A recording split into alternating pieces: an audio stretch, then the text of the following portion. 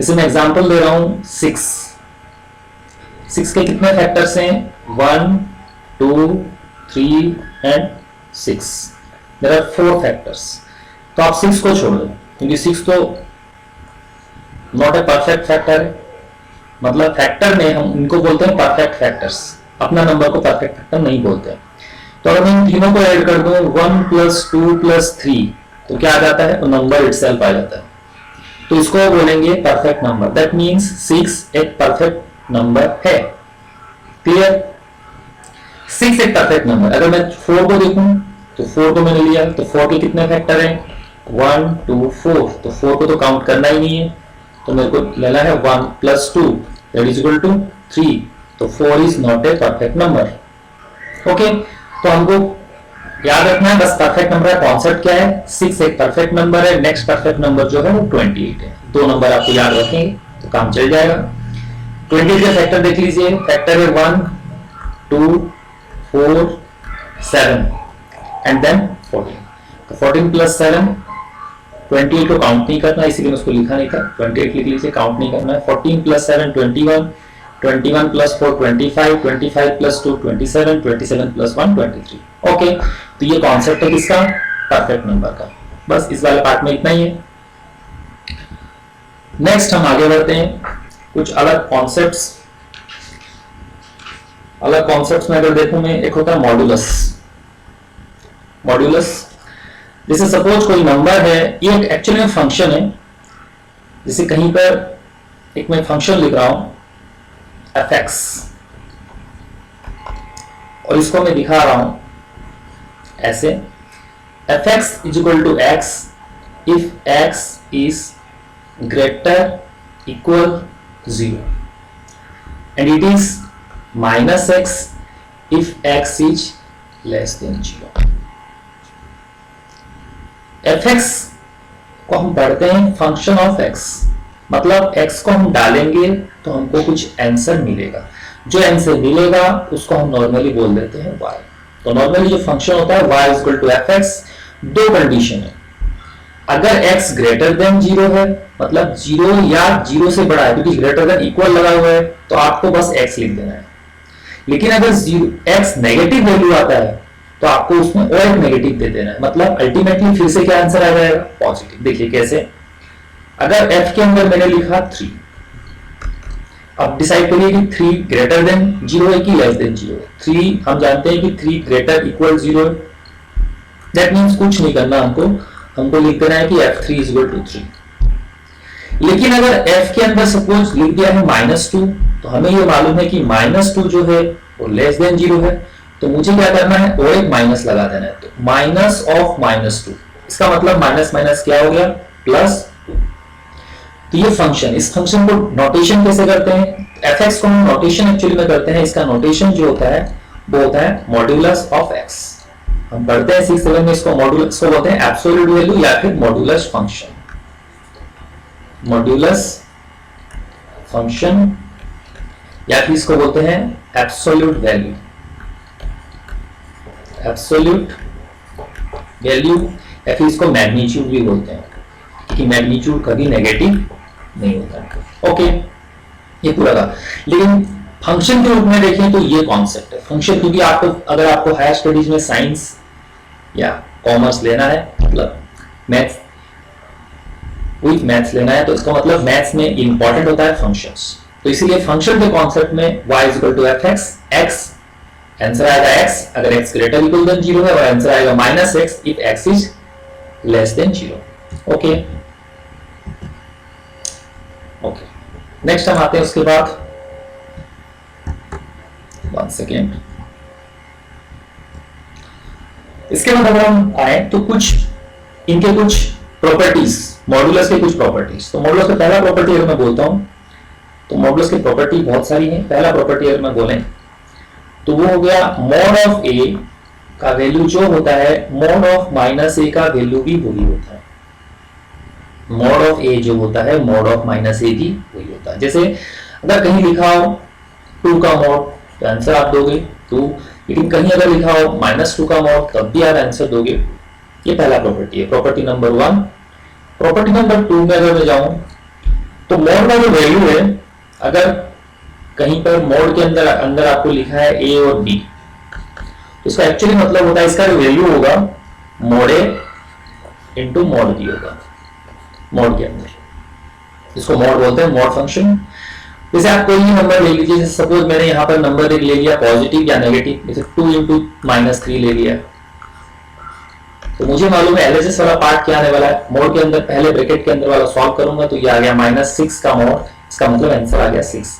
RHS वाला part अगर मैं देखूं तो आरएचएस के हिसाब से यहाँ लगाऊंगा क्या चीज, 2 का मोड मल्टीप्लाइड बाय -3 का मोड, 2 का मोड तो 2 ही आएगा और -3 का मोड 3 आएगा, तो अल्टीमेटली फिर से 6। ये सेकंड प्रॉपर्टी है। ओके, मोड के अंदर अगर a इंटू बी है, मतलब मोड के अंदर है, मतलब पहले मल्टीप्लाई होने वाला है, उसके बाद आप मोड अप्लाई करोगे, तो या फिर पहले आप मोड अप्लाई करो उसके बाद मल्टीप्लाई करो, कुछ फर्क नहीं पड़ेगा। इसका बोलने का मतलब ये है। ओके, नेक्स्ट हम आ रहे हैं, इसका और प्रॉपर्टी है। सिमिलरली डिवीजन के अंदर भी ऐसे ही रूल लागू होगा। एक सेकेंड, डिवीजन के अंदर भी यही रूल लागू होगा, मतलब अगर डिवीजन पहले है देन मोड लगा है तो आप इसको अलग अलग कर सकते हो, मतलब mod A by mod B, same process, division multiply में लगेगा, तो इसको भी हम कर सकते हैं। प्रॉपर्टी नंबर 3 हो गया। और एक प्रॉपर्टी है कि मोड के अंदर जो a प्लस बी होता है उसका वैल्यू जो होगा वो लेस इक्वल देन होगा mod A plus mod B. Important property है। मोड के अंदर a प्लस बी है, मतलब आप पहले यहां पर दोनों को सम करोगे फिर उनका मोड निकालोगे, तो उसका जो वैल्यू आएगा, यहां पहले आप मोड निकाल रहे हो फिर सम कर रहे हो। जैसे सपोज मैं पॉजिटिव नंबर और नेगेटिव नंबर ले रहा हूं, जैसे यहां मैंने लिया -2 + 3 मोड, एलएचएस के हिसाब से आंसर क्या आ गया, 1 का मोड दैट इज 1। आरएचएस में मैं देखूंगा तो ये आ गया -2 का मोड प्लस 3 का मोड। -2 का मोड होता है 2 और 3 का मोड होता है 3, दोनों को हमने ऐड कर दिया 5। तो ये लेस देन हुआ हमेशा। अच्छा, इक्वल टू कब होगा, इक्वल टू कब होगा, जब ये दोनों के दोनों पॉजिटिव हो जाए या फिर दोनों के दोनों नेगेटिव हो जाए। जैसे सपोज मैं यहां ले लिया, मैंने यहां ले लिया -2 प्लस ऑफ -3 और दोनों का मोड लगा दिया, एलएचएस निकाल रहा हूं, तो ये इसका जो वैल्यू आएगा वो आएगा इक्वल टू -2 का मोड प्लस -3 का मोड। देखिए, इसको पहले मैं एलएचएस पार्ट दिखा रहा हूं, ये इक्वल टू अभी मेरे को प्रूव करना है, तो मैंने एलएचएस वाला पार्ट लिखा है, तो उसमें क्या लिखूंगा, -2 और ये प्लस माइनस हो गया, माइनस मोड लग गया, तो अल्टीमेटली ये क्या हो गया, -5 का मोड लग गया और वो आ गया 5। आरएचएस वाला पार्ट ये वाला पार्ट है, इसमें आप देखिए -2 का मोड हो गया 2 प्लस -3 का मोड हो गया 3 और ये आ गया 5। तो अगर दोनों का साइन सेम है यहां पर तो ये इक्वलिटी होल्ड करेगा, अगर दोनों का साइन ऑपोजिट है तो ये हमेशा लेस देन होगा। ओके,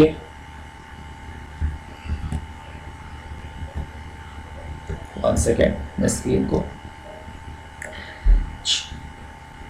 अगर पहले मैं एक ग्राफ बना देता हूं। एक्चुअली में जो फंक्शन होता है ना, ऐसे हम लिखते हैं कि ऐसे लिखा हुआ है mod x, इसको भी से लिखता हूं fx equal to mod x। इसका जो ग्राफ होता है, ये ग्राफ, तो जैसे मैं एक, वन सेकेंड, थोड़ा टेढ़ा हो गया है, मैं इसको थोड़ा सीधा करूं।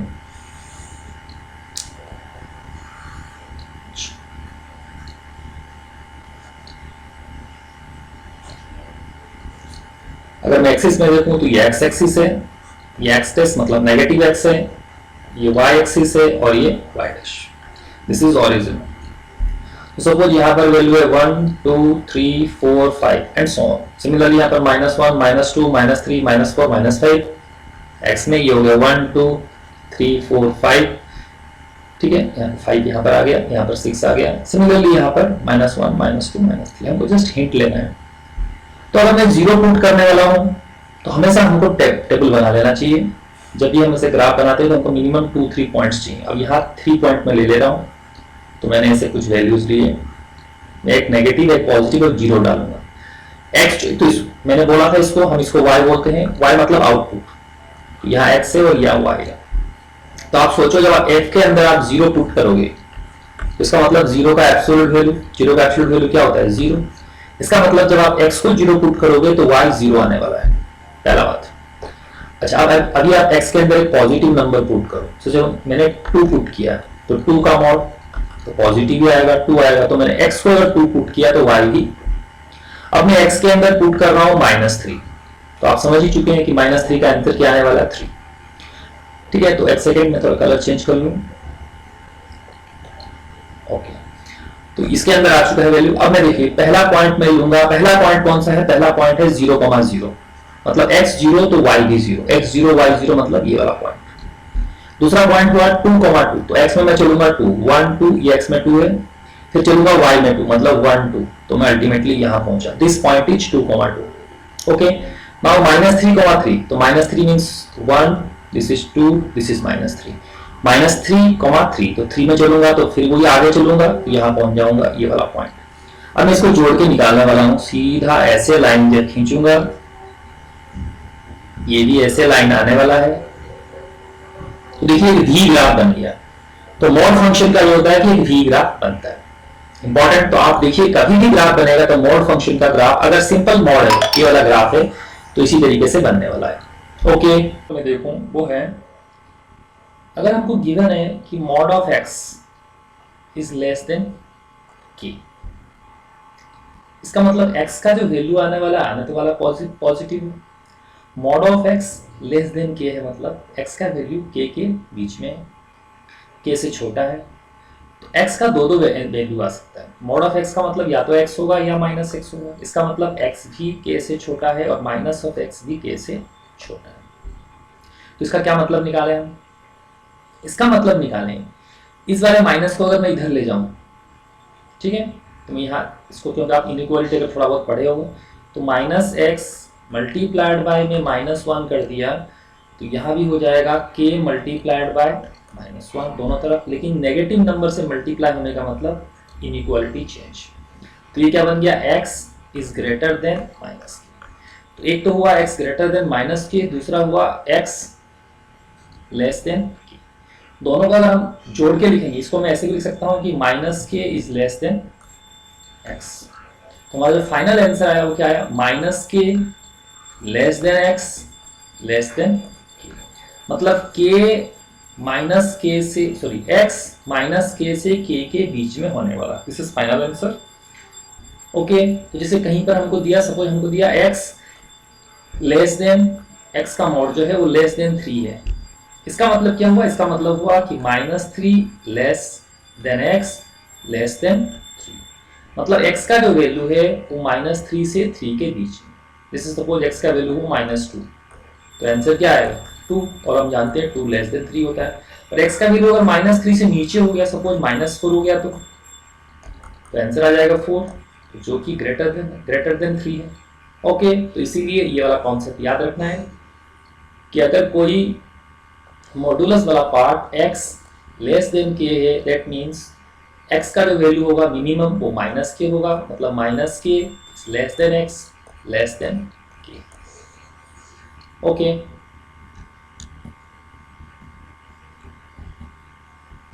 नेक्स्ट कॉन्सेप्ट अगर हम देखें, अब अगर दूसरा वाला पार्ट दे दिया आपको, ऐसे दे दिया कि x माइनस वाई का मॉड, ये आपको दे दिया कि लेस देन k, मतलब तो वही जैसे हम पहले वाला के यहाँ 2 है वहाँ 1 थे, तो इसका मतलब क्या होगा? -k less than x minus Y less than plus का k। ओके, अब मैं क्या करूंगा? मेरे को तो x का वैल्यू निकालना है, तो इस -k को दोनों तरफ ट्रांसपोज कर दूंगा, तो यहाँ क्या आ जाएगा? -k plus Y less than x less than, इधर भी ट्रांसपोज हो गया तो k plus Y. That implies, यहाँ से हमको मिल गया तो y minus k less than x less than y plus k। ये भी इंपॉर्टेंट कॉन्सेप्ट है, जो x के साथ जो बैठा होगा उसको आप बाहर लेके आ जाइए। ओके, एक क्वेश्चन यहाँ करके दिखाता हूँ मैं, जैसे एग्जांपल मैं ले रहा हूँ। बोला है सॉल्यूशन निकालिए x माइनस 2 का जो मॉड है that is equal to 5। Okay, is equal to दिया है यहाँ पर लेस देन नहीं दिया, इज इक्वल टू दिया है। इज इक्वल टू दिया मतलब क्वेश्चंस को आप डायरेक्ट ही सॉल्व कर सकते हैं। देखिए एक कॉन्सेप्ट होता है कि अगर x का मॉड दिया है तो आंसर क्या आता है प्लस माइनस एक्स, हमको मालूम है, वो कॉन्सेप्ट भी हम लगा सकते हैं। तो इसका मतलब एक तो हम ऐसे कर सकते हैं कि x माइनस टू यहाँ से क्या निकला, x minus two is plus minus five. तो एक बार हम ले लेंगे कि x minus two is equal to five, और दोबारा हम ले लेंगे कि x minus two is equal to minus five. तो अगर x माइनस टू अगर फाइव है तो इसका मतलब x इज इक्वल टू कितना हो गया, five plus two that is equal to seven. और दोबारा अगर यहाँ से हम देखें तो x इज इक्वल टू क्या हो गया, minus five plus two that is equal to minus three. Okay, तो हमारा आंसर कौन कौन आ गया, हमारा आंसर आ गया minus three comma seven. Okay, तो यहाँ से आंसर आ गया माइनस थ्री कॉमा सेवन। तो हम आंसर सेट में लिख देंगे इसको, तो ये आंसर है हमारा, ऐसे लिखकर दो आंसर है minus three comma seven. Okay,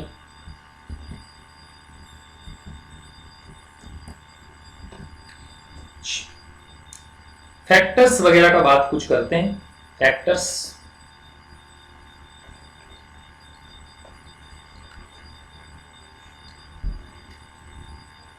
जैसे हम जानते हैं कि 4 के जो फैक्टर हैं वो कौन कौन से फैक्टर हैं, 1 है, 2 है और 4 है। नेक्स्ट नंबर 5 तो प्राइम है।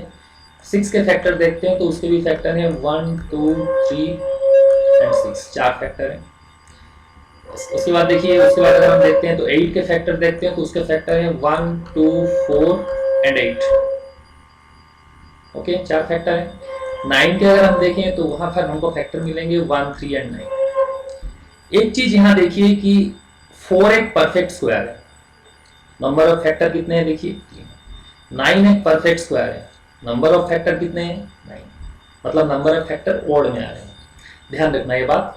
जैसे सपोज नेक्स्ट अगर मैं देखूं, नेक्स्ट परफेक्ट स्क्वायर कौन है 16, तो आप देखिए उसके फैक्टर कितने हैं 1, 2, 4, 8 एंड 16। देखिए नंबर ऑफ फैक्टर्स कितने हो गए 5, दैट मीन्स फिर से ओड आ गए।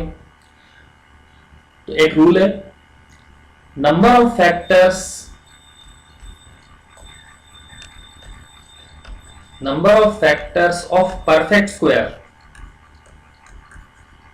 Perfect square is equal to odd. Number of factors हमेशा ओड होंगे। Clear, first concept. Next concept पे चलते हैं। मैं नेक्स्ट कॉन्सेप्ट अगर मैं बोलूं तो फैक्टर्स के बारे में फिर बात करते हैं। फैक्टर कितने हैं, कैसे निकालें। तो छोटे छोटे फैक्टर होंगे तो हम ऐसे ही निकाल सकते हैं काउंट करके, लेकिन जब बड़े क्वेश्चन देंगे तो हम फैक्टर कैसे निकालेंगे, तो हमको प्राइम फैक्टराइजेशन पे ध्यान देना है। प्राइम फैक्टराइजेशन इसीलिए बहुत इंपॉर्टेंट होता है कि बहुत जगह इसका यूज होता है। सपोज किसी ने हमको पूछा कि आप निकाल के दिखाओ कि, सपोज मैं कोई नंबर ले लेता हूँ, कोई अच्छा सा नंबर लेते हैं 216। अगर 216 के कितने फैक्टर होंगे, तो हम जानते हैं 216 जो है वो 6 का क्यूब है। 6 इंटू 6 36, 36 6 या 216। तो 6 का क्यूब है, मतलब 6 तो प्राइम नंबर नहीं है, तो मैं प्राइम फैक्टराइजेशन आपको करना पड़ेगा, लेकिन मैं डायरेक्ट यहाँ लिख रहा हूँ। इसका मतलब हुआ 2 into 2 into 2 into 3 into 3 into 3। Ultimately ये होने वाला है, क्योंकि 6 के अंदर 2 और 3 है, 3 बार। आप देखिए 3 3 जा 9, 9 3 जा 27, 27 2 जा 54, 54 2 जा 108 एंड 108 2 जा हो गया 216। तो यहाँ रूल है, ये हो गया, पहले मैं लिख दूं, ये 2 to the power 3 into 3 to the power 3। क्या ये प्राइम नंबर है, जिसको हम बोलते हैं प्राइम फैक्टराइजेशन। तो number of factors, number of factors of 216 is equal to क्या हो जाएंगे, जितने यहाँ पर प्राइम फैक्टर के ऊपर जो पावर है, डिग्री है, आप उसको लिखिए और उसमें 1 ऐड कीजिए, ब्रैकेट डालिए। दूसरा, प्राइम नंबर में भी पावर 3 है, यहाँ पर भी इस वाले ऊपर वाले को ध्यान देना और इसमें 1 लिखिए। अगर तीसरा होता तो तीसरे में भी वैसे ही करते। तो आंसर क्या हो गया यहाँ पर 4 इंटू 4 दैट मीन्स 16। तो इसके 16 नंबर ऑफ क्या है, 16 नंबर ऑफ इसके फैक्टर्स। चेक करते हैं कि सही हुआ कि नहीं हमारा आंसर। तो देखिए हम चेक कैसे करने चाहिए, एक्चुअली हमको चेक करना चाहिए ऐसे, 1 इंटू 216 आएगा 216, 2 इंटू 108 आएगा 216। क्या ये 3 से डिविजिबल है? 3 इंटू 72 4 से डिविजिबल होगा, तो 4 इंटू 54 5 से डिविजिबल नहीं है, तो 6 इंटू 6 से डिवाइड करूंगा तो ये क्या हो जाएगा 36। 7 से डिविजिबल नहीं है, 8 से डिविजिबल है, तो 8 इंटू 27, क्या ये 9 से डिविजिबल है? यस। तो 9 इंटू 24, 10 से डिविजिबल नहीं है, 10 के बाद 11 से नहीं होगा, 12 पे कोशिश करते हैं। Yes, it is divisible by 12, क्योंकि 6 से डिविजिबल होके यहाँ पर 36 आ रहा है, तो मैं यहीं से निकाल रहा हूँ। मैंने 6 को डबल किया 12, तो 36 को आधा कर दूंगा 18। ओके, वहां से मैं आता हूँ 13 पे नहीं है, 14 पे नहीं है, 15 पे नहीं है, 16 पे आप सोचिए 16 पे होगा क्या? देखिए यहाँ पर 8 है, तो अगर डबल करूंगा तो इसको आधा करना पड़ेगा, 13.5 नहीं होगा, 16 पे नहीं होगा, 18 पे होगा। देखिए 9 है, तो 9 को डबल करूंगा तो 18 आ गया, तो 24 को आधा करना पड़ेगा मेरे को, 12। ओके, 18 के बाद अब देखिए 18 पे पहुंच चुके हैं, मतलब तो देखिए ये 18 और 12 18 यहाँ पर आ चुका है, तो ये 2 बार आ गया यहाँ पर, तो इसका मतलब इसको हम कैंसिल करेंगे, क्योंकि यहाँ पर 12 इंटू 18 है, यहाँ पर 18 इंटू 12, तो कितने फैक्टर्स हो गए? देखिए 1 2 3 4 5 6 7 8, और इधर से फिर से 8, तो फैक्टर हो गया 1 2 3 4 6 8 9 12 18 24 27 36 54 72 108 and 216। तो number of factors is equal to 16। Okay, कोई भी नंबर का आप प्राइम फैक्टराइजेशन करिए और उसके फैक्टर निकालिए। एक आंसर मैं और एक निकाल के दिखा देता हूं बेटर अंडरस्टैंडिंग के लिए।